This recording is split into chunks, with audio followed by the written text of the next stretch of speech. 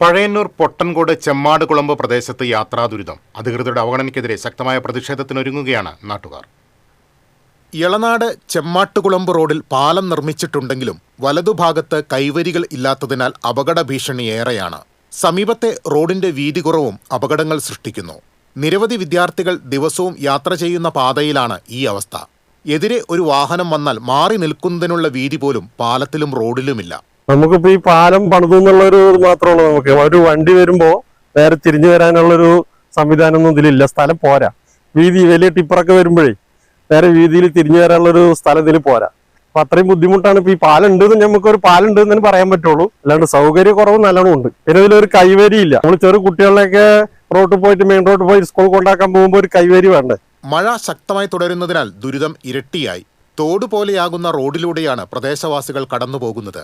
പഞ്ചായത്ത് അധികൃതരോട് പരാതി പറഞ്ഞു മടുത്ത നാട്ടുകാർ പണം പിരിച്ച് റോഡ് നന്നാക്കാനുള്ള ശ്രമത്തിലാണ്.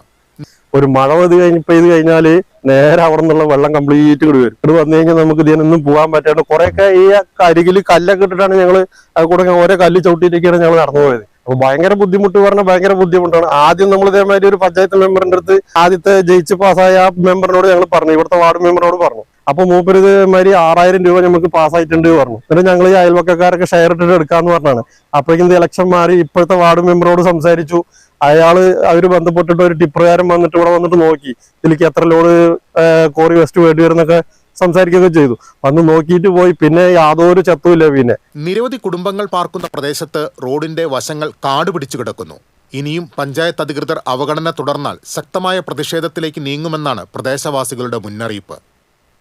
TCV news, Chelakkara.